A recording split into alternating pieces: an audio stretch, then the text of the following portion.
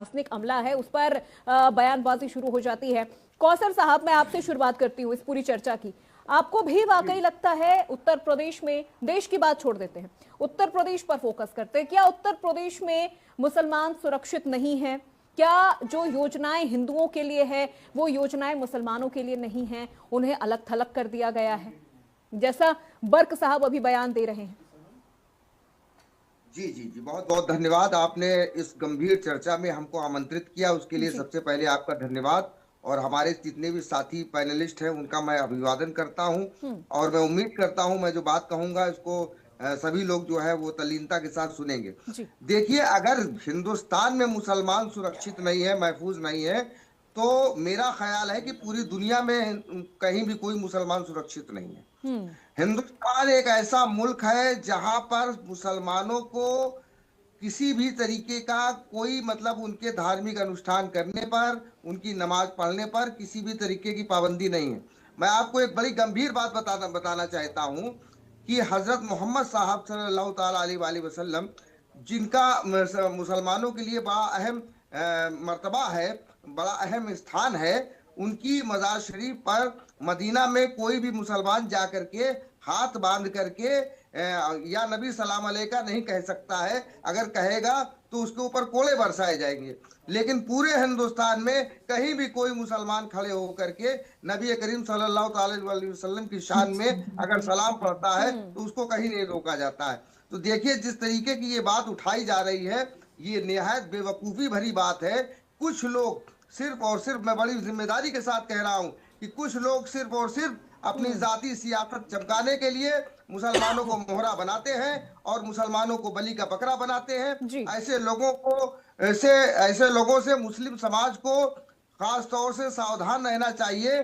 और एक बड़ी गंभीर बात मैं आपको साथ में जोड़ देना चाहता हूं, ये हमारा प्यारा वतन हिंदुस्तान, हमारा अजीम, हमारे बुजुर्गों की अजीम निशानियों की पहचान हिंदुस्तान, ये वो मुल्क है जो 1947 में इस मुल्क को मजहब के एतबार से तकसीम किया गया था, धर्म के एतबार से तकसीम किया गया था, और कहा गया था कि जो बनेगा पाकिस्तान वो मुसलमानों के लिए, तो बाकी हिस्सा बचेगा हिंदुओं के लिए। तो हमारे उस वक्त के जो हमारे हिंदू बुजुर्ग थे, वो चाहते तो इस मुल्क को एक हिंदू राष्ट्र बना सकते थे, लेकिन उन्होंने इस देश में जो मुसलमान रह गए थे उनको गले से लगाया, और गले से लगाने के बाद उनको बराबरी का अधिकार दिया।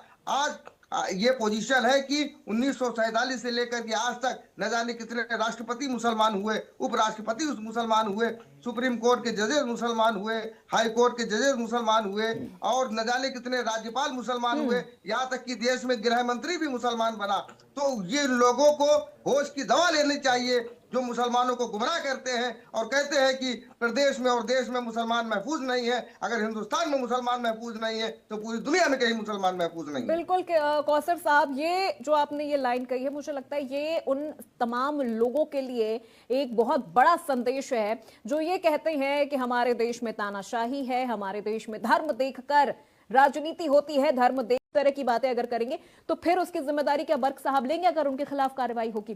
कौसर साहब, मैं आपसे समझूंगी, ऐसे बयान जब दिए जाते हैं, हालांकि राजनीतिक हस्तियों को, राजनीतिक जो लोग हैं इस तरह के, उनको ऐसे बयान तो पहले देने से बचने की जरूरत है, क्योंकि उनको सुनने वाले, उनको मानने वाले लाखों लोग हैं।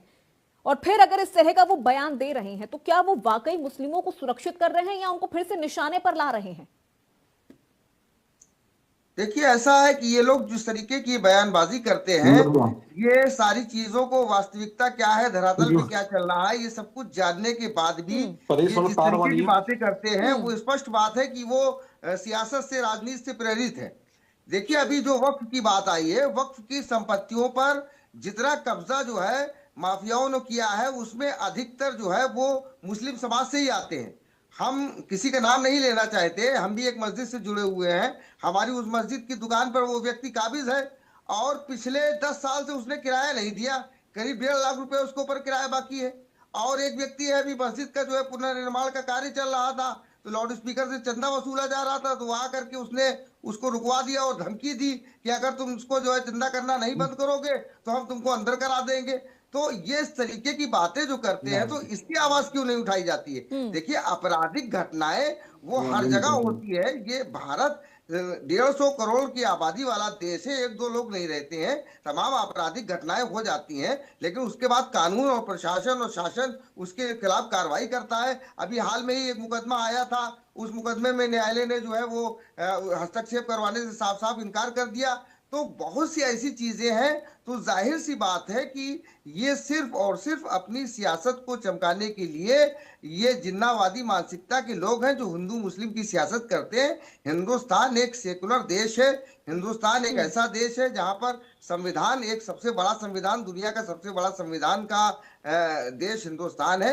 यहाँ पर जो फैसले होते हैं मेरिट के आधार पर होते हैं, धर्म जाति संप्रदाय के आधार पर कोई फैसले न हुए हैं इस देश में और ना भविष्य में होंगे जब तक हमारे देश का संविधान मौजूद है। और मैं फिर आपके चैनल के माध्यम से मुस्लिम समाज से अपील करना चाहता हूं कि वो अपने बच्चों की शिक्षा पर ध्यान दें, इन भड़काऊ मुल्ला मौलवियों के बयानों से बचिए। एक चीज और मैं जोर देना चाहता हूं कि जिस मुल्ला जी का जिक्र हो रहा है बरेली के, जो इस समय जेल के अंदर है, वो तो मुसलमानों को सड़कों पे ला करके, मदरसे के बच्चों को सड़कों पे ला के मरवाने का काम कर रहे थे, और उनके लड़के जो है विदेश में, कोई ऑस्ट्रेलिया में, कोई इंग्लैंड में, कोई लंदन में पढ़ रहा है। तो अब आम मुसलमान के बच्चों को मदरसे में पढ़ा के सड़कों पे ला के कटवा दो और उनसे कमा करके, उनके फितरा और ज़कात ले करके उनके अपने बच्चों को तुम ऑस्ट्रेलिया और लंदन में पढ़ाने जाओ। ये सब चीजें नहीं चलेंगी और मुस्लिम समाज इस चीज को जानने लगा है और अच्छी तरीके से जानने लगा। ठीक है अतुल यादव जी, मुझे लगता है कि आपके बहुत सारे सवालों का जवाब तो मजीदी साहब ने ही दे दिया है।